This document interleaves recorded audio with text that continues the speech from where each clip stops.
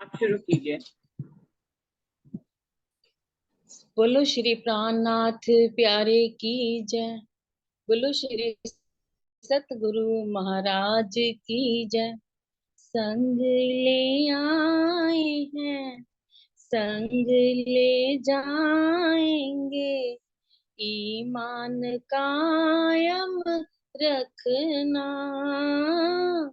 पिया जी के सन्मुख रहना। संग ले आए हैं, संग ले जाएंगे, ईमान कायम रखना, पिया जी के सन्मुख रहना। और काम नहीं अपने पिया जी को, लाड करें रूहों से, लाड करें रूहों से। एक लाड ने ऐसा किया, हम भूल ही बैठे उन्हें, भूल ही बैठे उन्हें। इश्क दर्द आए अरश का, होगा मिलन फिर अपना, पिया जी के सन्मुख रहना। संग ले आए हैं, संग ले जाएंगे, ईमान कायम रखना, पिया जी के सन्मुख रहना। बैठी चरण तले फिर भी जुदाई, ऐसी पड़ी अंतराए, ऐसी पड़ी अंतराए। आशा उपजे अर्ज करूं, पर कुछ भी कहा नहीं जाए, कुछ भी कहा नहीं जाए। बल बुद्धि उनकी, हुक्म भी उनका, बल बुद्धि उनकी, हुक्म भी उनका, आस भी उन से ही रखना, पिया जी के सन्मुख रहना। पर्दे पे पर्दा, उस पे ये पर्दा, अब ये सहन न होगा, अब ये सहन न होगा। झूठी दुनिया, झूठे नाते, इनमें बसर ना होगा, इनमें बसर ना होगा। हुक्म जब तक रखे जहां में, हुक्म जब तक रखे जहां में, अर्जी करते ही रहना, पिया जी के सन्मुख रहना। संग लाए हैं, संग ले जाएंगे, ईमान कायम रखना, पिया जी के सन्मुख रहना। बोलो श्री प्राणनाथ प्यारे की जय। बोलो श्री सतगुरु महाराज की जय। धन्यवाद दीदी। प्रणाम। प्रणाम जी, प्रणाम। धन्यवाद धन्यवाद जी दीदी। प्रणाम जी। धन्यवाद। सब सुंदर साथ के रतनपुरी दर्शन हुए हैं, एक मीनू के और ये इनके राज दीदी भी आई है ना। प्रणाम जी इंदु जी, प्रणाम जी। प्रणाम प्रणाम। छुट्टी मैं आए मैं ना। मैं गई थी अच्छा पहले पहले 2 हुआ दिन, तो। पहले 2 दिन प्रणाम गई थी। प्रणाम जी प्रणाम जी प्रणाम जी। इंदु प्रणाम जी जी प्रणाम जी प्रणाम जी। ममता बोल रही है। प्रणाम। हाँ हाँ हाँ बिल्कुल पहचान रही हूँ सबको। सब सुंदर साथ मिले खूब प्यार से। नाम बोलो श्री प्राणनाथ प्यारे की जय, बोलो श्री सतगुरु महाराज की जय, समस्त सुंदर साथ की जय। बंदो सतगुरु चरण को करूं सुप्रीम प्रणाम, अशुभ हरण मंगल करन धनी श्री देव चंद्र जी। श्री प्राणनाथ निज मूलपति, श्री महराज सुनाम, तेज कुंवर श्यामा युगल जित पल पल करूं प्रणाम, पिया जिक पल पल करूं। प्रथम लागू दो चरण को, धनिये न छुड़ाइयो खिन, लाख तली लाल एड़ियां, मेरे जीव के ही जीवन, इन पांव तले पड़ी रहूं, धनी नजर खोलो बातूं, पलना वालू निरखु नेत्रे, मेरे जीव के ही जीवन, प्यारे मेरे प्राण के, मोह पल छोड़ो जिन, मैं पाई मेहर महबूब की, मेरे जीव के ही जीवन, मेरे जीव के।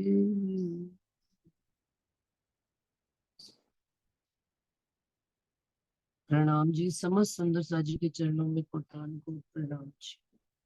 सुंदर सा जी प्रकरण चल रहा था, रूहों मेरे तुम्हारा आशिक, मैं सुख सदा तुम्हें चाहूं, वास्ते तुम्हारे कई विध के इश्क अंग उपजा। आज दिन तक अबलों तक दुनिया में पूर्ण पारब्रह्म अक्षरातीत रज्जी महाराज का किसी को खबर नहीं थी, जब तक हम रूहें इस संसार में मिली। सारी दुनिया ब्रह्मा विष्णु महेश को त्रिदेवा को ही परमात्मा मान रही है। ज्यादा इन्होंने बहुत खोज की वेद कतिबों के आधार पे, तो योग माया के ब्रह्मांड तक गए। अक्षर ब्रह्म को उन्होंने पूर्ण ब्रह्म मान लिया, परंतु किसी को भी रज्जी महाराज के स्वरूप का, उनके ठिकाने का, उनके घर का, उनके अंगों का कुछ भी खबर नहीं थी। अब जब खेल इश्क रबत कारण बना और हम इस खेल में उतरे, तो धनी को भी अपनी रूहों के कारण, अपने अंगों के कारण, अपने तनों के कारण इस संसार में उतरना पड़ा। तो उन्होंने क्या आवाज लगाई खलक में कि रूहों मेरे तुम्हारा आशिक। जिस परमात्मा को, जिस अल्लाह ताला को, जिस एक खुदा पार ब्रह्म को कोई जानता नहीं था, वो अल्लाह ताला, वो पार ब्रह्म, वो धनी, वो मेरे पिया हमको आवाज लगा कर कह रहे हैं कि मैं संसार में सिर्फ अपनी रूहों के वास्ते ही उतरा हूं और मैं उन्हीं का आशिक हूँ, और हमारे को सुख देने के वास्ते ही वो भांत भांत के जुगत लड़ाकर व्यवस्था करते हैं कि हम रूहों को वो किस तरह से सुख देवें और एक दूसरे के साथ जोड़ते चले, मिलान करते चले, मिलते रहे। सारा उस काम उनका जितना भी मतलब, उनका मस्तिष्क, दिल, उनकी जितनी भी इंद्रियां हैं राजी महाराज की, वो सब एक ही काम में लगी हुई है। क्या? कि मैं अपनी रूह को किस प्रकार से रिझाऊं कि वो फिर संसार को मुड़कर ना देखे और धनी के साथ ही धनी के स्वरूप में बंद कर चली जाए। तो इसी में आगे चल रहा था। 54 चौपाई तक अपन ने पढ़ लिया था, फिर भी एक बार पढ़ देती हूँ कि अव्वल से बीच अबलग तरफ पाई न बक्का की, मोहम्मद एता ही बोलिया जासो ईसा पावे साहिब। आज दिन तक संसार में किसी को खबर ही नहीं थी परम धाम बक्का की, अखंड परम धाम की। तो मोहम्मद साहब ने भी कुरान में केवल इतनी ही बात बोली कि जिससे ईसा रूहल्ला आप धनीदेव चंद्र जी के तन में बैठी श्री श्यामा महारानी को परम धाम की गवाही उस कुरान में मिल सके। सो लई रूहल्ला साहिदी दूजी साहिदी आप दे। तो रूहल्ला ने वहां से साहिदी लेकर श्यामा महारानी ने, और दूसरी साहिदी किन्होंने दी? आप श्री रज्जी महाराज ने दी। त्यों करी इमामे जाहिर जो सब में रोशनी भई।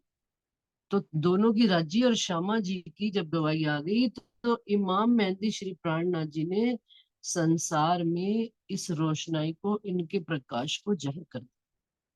लई ईसे मोहम्मद की साहिदी बक्का जाहिर किया इमाम हक हादी रूहन की करी खिलवत जाहिर तमाम।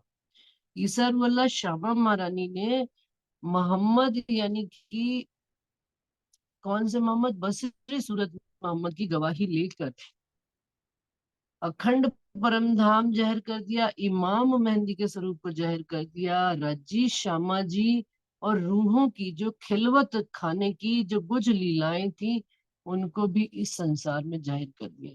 कहाँ आकर जाहिर कर दिया? इमाम मेहंदी प्राणनाथ जी के दूसरे जामे में, रूहल्ला पहनसी जामे दो, पहले जामे में नहीं, दूसरे जामे में, यानी कि इमाम मेहंदी के अंदर ही बैठकर रूहल्ला ने ये बात भी जाहिर कर दी। दीदी 65 दुनिया चौपाई तक हो गया था शायद। नहीं 54 चौपाई तक मैंने अभी अभी पढ़ा है, अभी देखी है कुछ पिछली वो वीडियो।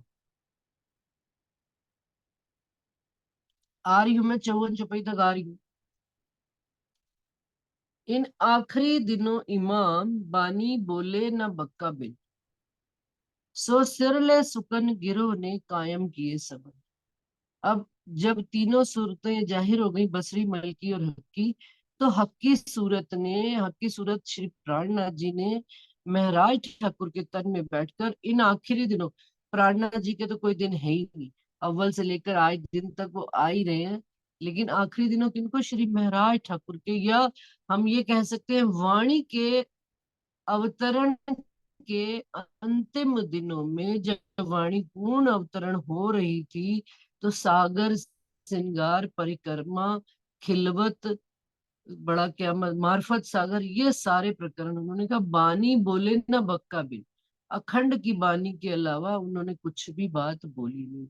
सो सिरले सुकन गिरोह ने, और गिरोह ने यानी हम रूहों ने, प्राणनाथ जी के साथ आई 5000 की जमात ने उन वचनों को सिर पर लेकर सारे ब्रह्मांड को अखंड किया। दुनिया 14 तबक के दिए इल्मे मुर्दे उठाए। 14 तबक के जो मुर्दे थे, ये जीवों का, जीव जो है ये मुर्दे ही कहलाते हैं, क्योंकि आवागमन के चक्कर में फंसे हुए हैं, अखंड मुक्ति इनको मिली नहीं। तो इस अखंड इलम से, इस बेशक इलम से, खुदाई इलम से उन्होंने इन मुर्दों को भी उठा दिया, अखंड मुक्ति दे दी। ताए मौत ना होवे कबहू, और उनको कभी भी मौत नहीं होगी। क्यों? लिए बक्का मीने बिठाए, इनको कहाँ बिठा लिया? अपने संग घर परम धाम में, और भिश्तों में अखंड कर दिया। बड़ाई इन इलम की क्यों इन मुख करूं सिफत, सो आया तुम में मोमिनो जाको शब्द न कोई पहुंचत। इस इलम की इंद्रावती जी कहते हैं मैं क्या बड़ाई करूं, क्यों इन मुख करूं सिफत, इस मुख से मैं क्या सिफत करूं कि ये हम मोमिनों में, सो आया तुम में मोमिनो, ये बेशक इलम, ये खुदा इलम हम मोमिनों के अंदर आया है, जिनकी सिफत की शब्द भी नहीं पहुंचते। उन मोमिनों की सिफत, इन वचनों की सिफत वो कहते हैं शब्दों में कहने के बावजूद भी, इस इलम की सिफत वो कहते हैं मेरे पास शब्द नहीं। और शराब मेरी सुराही का, सो रखा था मोहर कर, सो खोलने बहुतों किया, पर क्यों खोले कबूतर। और जो मेरी इश्क की शराब थी, उसको सुराही थी, वो पैक सील पैक पड़ी हुई थी। इस संसार में किसी को खोलने का ही हुक्म नहीं था। मोहर मतलब सील बंद पैक थी, उसको कोई नहीं खोल सकता। लेकिन जो उनके वारिस आएंगे, जब हम मोमिनों ने इस संसार में आए, तो ये भी हम मोमिनों को रज्जी महाराज ने हुक्म किया कि जाओ संसार में जाकर उस इश्क का, जिस दुनिया में जिसको खबर नहीं थी प्रेम और इश्क की, वो जाकर दुनिया वालों को खबर दो और बताओ। उसको खोलने बहुतों की, ऐसा नहीं है कि इस ब्रह्मांड में उसको इश्क को खोलने की कोशिश नहीं की, लेकिन ये जीवों की औकात नहीं थी कि उस बात को वो खोल सकते। सो रख्या तुम्हारे वास्ते, सो तुम ही ले दिल धो। क्या कह रहे हैं कि तुम्हारे ही वास्ते उस पे सील पैक लगाई हुई थी, मोहर लगाई हुई थी। काहे के लिए? कि हम ही इस बात को दिल में लेंगे, रज्जी की वाणी को, वचनों को अपने दिल में उतारेंगे, समझेंगे धनी हमारे क्या कह रहे हैं। क्योंकि सन्मंद की वजह से, रूह का धनी के साथ सन्मंद है, तो सन्मंद की वजह से आत्म के रूह ही इन वचनों को खोलेगी और इनका रस सार अपने अंदर ग्रहण करेगी। लिखे फूल प्याले तुम ताले, अछूत पियो भर भर। जो ना छुए गए प्याले थे, जिनको कभी किसी ने इस ब्रह्मांड में छुआ नहीं था, उन प्यालों को मोमिन खोल खोल कर, भर भर के प्याले रूहें पिएंगी और दूसरों को पिलाएंगी। किसके प्याले पिएंगी? इश्क के पिलाएंगी, इल्म के पिलाएंगी, निस्बत के पिलाएंगी, खिलवत के पिलाएंगी, वहदत के पिलाएंगी। ये धनी ने हमको अपनी सारा साहिबी का स्वरूप हमको देकर उन्होंने कहा है कि जाओ संसार में जय करो। उन्होंने अपना सारा इश्क लाड, सारे अथॉरिटीज, पावर ऑफ अथॉरिटी उन्होंने हमको दे दी कि जाओ तुम सारा काम कर भेज दिया। शराब मेरी सुराई का, सुरूहो मस्ती देवे पूरन, दे इलम लदुन्नी लज्जत हक बका अर्श तर। और अब जो मेरी शराब, मेरी सुराही का शराब है, मेरी दिल का जो इश्क का आब है, वो रूहों को पूर्ण मस्ती देगा। और कैसे लेंगी वो मस्ती पूर्ण? दे इलम लदुन्नी लज्जत, इस इलम के माध्यम से जो कन्वर्ट होके आया हुआ है इश्क, उसके माध्यम से, इस वचन, इन वचनों के माध्यम से पूरी लज्जत मिलेगी। और हमारे अर्श बका के तनों को राजी महाराज इस तरह से यहाँ बैठे हुए सारा प्यार दे रहे हैं, और वहां पर उनका असल तनों में जा रहा है। सुंदर सा जी, इसका जो अभी आई ना बात, कि सो रखा था मुहर कर, सो खोलने बहुतों किया, पर क्यों खोले कबूतर। इसका सुंदर सा जी, मैं अभी रतनपुरी गई तो थोड़ा सा बीच में शेयर कर देती। बहुत सुंदर साथ का लाड प्यार इतना मिला कि मेरी आंखें ही नहीं रुक रही थी, आंसू ही नहीं रुक रहे थे वहां पर। राजी के लाड प्यार को इतना कि भाई हम जिनको ढूंढ रहे हैं वो सुंदर साथ के दिलों में बैठे हुए हैं। इसका प्रत्यक्ष प्रमाण देखा। लेकिन क्यों मिल रहा है? इससे पहले भी तो जाते थे कुछ गिने चुने सुंदर साथ ही प्यार करते थे, जिनको जिनको हमारे साथ, जिनके साथ हमारी दोस्ती याराना कह लो, या सुंदर साथ के साथ बैठक हुआ करती थी। बाकी कोई भी सुंदर सा, मतलब इस आश्रम तो भरा होता था, परंतु सब सुंदर साथ तो इतने प्यार से नहीं मिला करते। जो इस बार मुझे प्यार मिला, तो सुंदर साथ जी, एक कहानी है छोटी सी,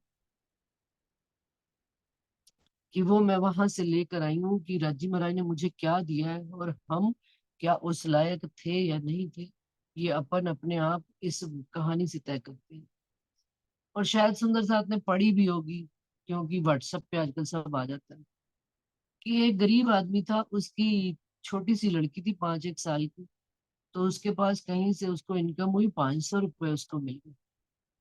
तो उसने सोचा कल को मेरी लड़की बड़ी होगी, इसकी शादी करनी होगी, तो उसने वो 500 रुपये परचूनी वाले की किसी की दुकान पर उसको कहा, भैया मेरी लड़की अभी छोटी है, तुम इसको इन्वेस्ट कर लो पैसों को, 500 रुपये, और जब मेरी लड़की बड़ी हो जाएगी तो मैं तुमसे ब्याज समेत इसके पैसे ले जाऊंगा और उसकी शादी में काम आएंगे।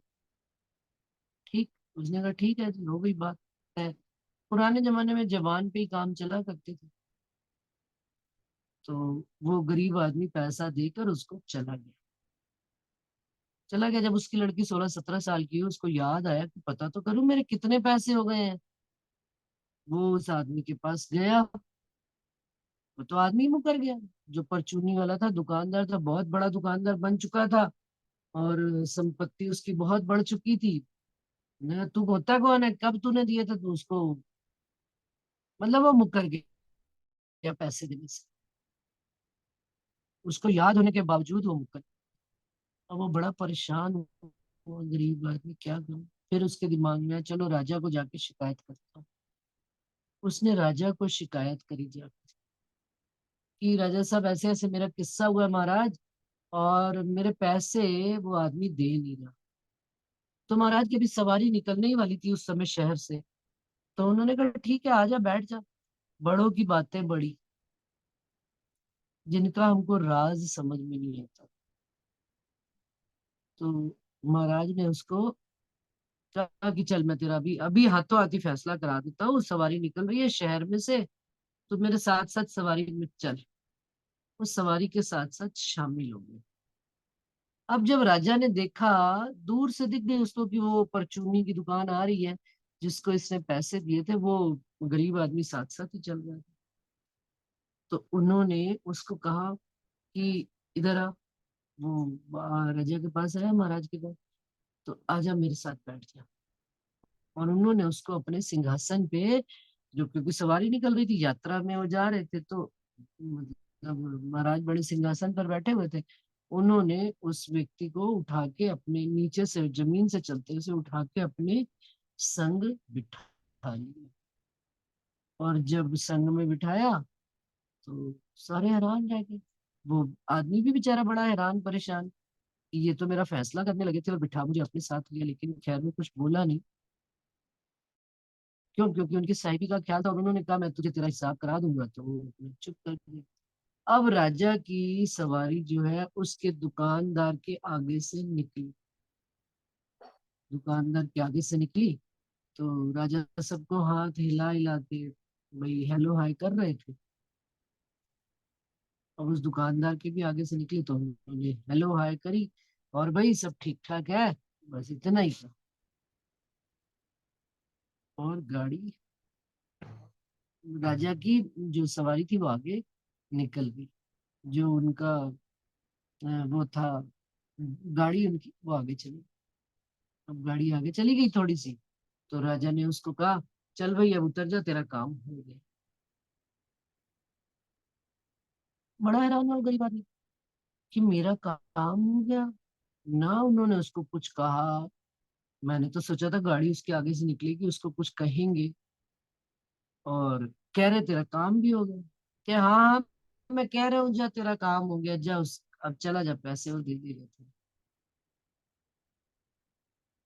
तो उल्टे पैर जान गया कि पता नहीं क्या हुआ कि अचानक उसको देखा उसने कि उसकी दुकान का नौकर एक दौड़ता हुआ आ रहा है उसको बुलाने के लिए। जब बुलाने के लिए आया तो वो बड़ा हैरान रह गया कि मैं जाता उससे पहले ही वो बुलाने गया। उसने कहा आपको ना वो सेठ जी बुला रहे हैं, आ जाओ आप जरा मेरे साथ चलो। वो उसके साथ चला गया सेठ की दुकान में। सेठ कहता है उसको, अरे यार मैं तो, मेरे तो दिमाग से ही उतर गया था, तू मेरे पास देख, मैंने पूरा ना पेपर पत्तर निकाल। उसने बही खाता निकाला और 500 रुपए का हिसाब करते करते 20 साल 15 साल का उसने हिसाब निकाला। तो क्या जी देख, तेरे तो अब हो गए 20,000 रुपए, 19,000 रुपए हो गए। और बेटियां तो सांझी होती हैं, ये 1,000 रुपए मेरी तरफ से तू और ले जा, और 20,000 लेके अपनी बेटी की शानदार शादी करना। और एक काम और करना कि मेरे को भी, मैं भी आशीर्वाद देने तेरी बेटी को आऊंगा जब उसकी शादी हो। बड़ा इंसान हैरान कि मेरा एक महाराज के साथ 5 मिनट बैठने में मेरा काम सारा सर गया। तो सुंदर साथ जी विचार करे कि धनी ने हमको अपने साथ अपने चरणों में बिठाया हुआ है, और हम उनके इन वचनों को, जो सुंदर साथ के पास, सबके पास ये वचन है, ऐसा नहीं है कि वाणी तो घर घर में ही पढ़ रही है, सब पढ़ते भी हैं, लेकिन इन वचनों को हमको धनी ने सिर्फ कहने भर की एक, उन्होंने एक बात कह दी तो 5 चौपाई सुंदर साथ को सुना दी सुंदर साथ। तो सुंदर साथ का इतना प्यार कि धनी ने अपने संग बिठाने का, उनके संग हम बैठे हैं, ये वचन प्रमाणित कर रहे हैं, और उस वजह से सारा सुंदर साथ हमको इतना प्यार देता है। तो ये बात मेरे को इतनी मतलब दिल में चुभी हुई है कि इतना प्यार सुंदर साथ का कि भाई अभी भी मेरी आंखों में आंसू नहीं थमते। कि इवन ये ममता दीदी और शशि दीदी तो रसोई में रहते थे, तो इतने प्यार से कि सुबह उठते थे तो मैं सीढ़ी पे बैठी थी कि मिल के जाना है इनको। क्या मेरा और उनका नाता, एक दिल का एक आत्म के संबंध से ही उन्होंने कहना, और तो कोई बात नहीं, कोई शरीर का नाता नहीं, कोई कुछ नहीं। तो ये धनी के वचन इतने इतने अंदर झंझोड़ देते हैं। इन वचनों की वो ताकत है, इन वचनों में वो रस भरा है, इन वचनों में वो शराब भरी हुई है, इश्क की शराब। कहते हैं आम जितना जितना पकता जाता है ना, उतना उतना मीठा होता चला जाता। तो इन वचनों की जितनी जितनी गहराई हमारे अंदर आती जाएगी ना सुंदर सा, उतनी उतनी मिठास उनकी बढ़ती चली जाएगी। शराब का है वहां पर सुंदर सा, दिल्ली वाले सुंदर सा कहते जितनी पुरानी शराब होती है ना, उतनी ही महंगी और कीमती होती है, और उतनी ही टेस्टी होती है। तो धनी ने ये वचन जो है ना, जैसे जैसे हमारे अंदर काम करेंगे, हमारी चाल भी धनी के अनुसार, उनका कहना, उनका सोचना, हमारा सोचना उनके अनुरूप होना शुरू होता है कि हम किनके संग। धनी ने हमको अपने संग बिठाया तो हमारी कौल फैल हाल सब कैसे होने चाहिए। तो जो बैठे हैं होए पहाड़ जो, सो उड़ाए असराफील, सूर सूर खोले मगज मुसाफ के, हुए जाहिर तजल्ला नूर। सही बात है वीनू, ये वाली चौपाई तो पड़ गई थी। कि जो बैठे हैं होए पहाड़ जो, संसार में जो बड़े बड़े पहाड़ होकर बैठे हुए, जो अपने आप को समझते हैं बड़े बड़े पंडित ज्ञानी मुनि, उनको भी कौन उड़ा देगा ये असराफील का ज्ञान। एक असराफील सूर फूकेंगे और सूर फूकते ही मगज मुसाफ के, हुए जाहिर तजल्ला नूर। राजी महाराज का स्वरूप जाहिर हो जाएगा, उनकी लीला जाहिर हो जाएगी, उनके सारे परम धाम की कुछ बातें जाहिर हो जाएंगी। तब उड़े काफर होते जो पहाड़ से, हुए मोमिनो बान चूर चूर, लगे और बान अर्श इल्मे तिन, हुए कायम नूर से। तब उड़े काफर उठते जो पहाड़ से, जिनको धनी के स्वरूप का दर्द से वो उनकी बात का ही नहीं पता, वो कैसे उड़ जाएंगे।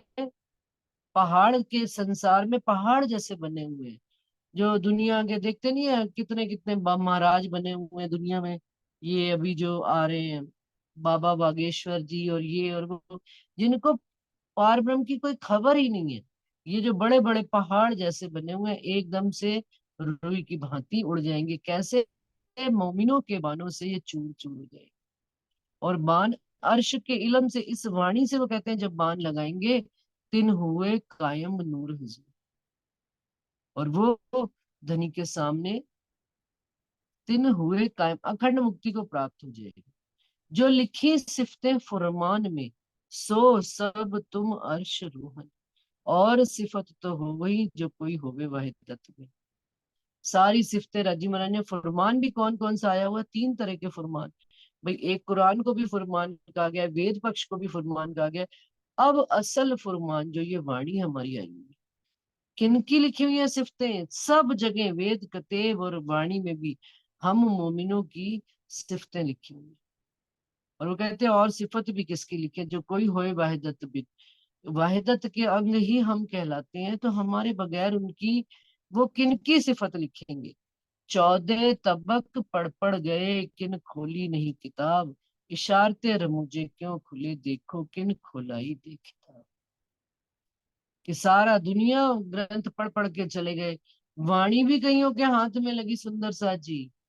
ऐसा नहीं है ब्रह्मांड में वाणी पढ़ नहीं रहे हैं। कितने मोमिनों, कितनी मतलब संख्या प्रणामियों की होगी, लेकिन निस्बती ही राज्य की कई इशारतें और रमूजे खोल सकते हैं। और देखो कि कौन खुलवा रहा है हमारे अंदर बैठकर, और कौन हमें ये खिताब दे रहा है, उनके चरणों में नतमस्तक। मुक्ता हरफ तुम वास्ते अख्तियार दिया हादी पर, जो 14 तबक दूनी मिले तो मायने होए ना हादी भी। वो धामधनी अक्षरातीत हादी प्राणनाथ जी ने, उनको ये अख्तियार दिया गया एक केवल की, जो मुक्ते हरफा ये हरफे मुक्तात हैं, जो छिपे हुए भेद है कुरान के, वो ही इस संसार में जब आएंगे तो खोलेंगे। 14 तबक की दूनी भी मिल जाए। अब इन्होंने, दुनिया वालों ने क्या किया, केवल किसको खोला, शरीयत और कर्म कांड। जाहिर खिताब हादी पर, दिया वास्ते मोमिन, सो मुक्ता हरफ के मायने हुए न लदुनी। जाहिरी खिताब उन्होंने किनको दिया, हादी श्यामा महारानी सतगुरु महाराज को, हमारे किनके वास्ते, हम मोमिनों के वास्ते, कि इन हरफे मुक्तात को कोई और खोल नहीं सकता, और इनको खोलने का ये होए न लदुनी बन, इस बेशक खुदा इल्म के बगैर खुल नहीं सकते।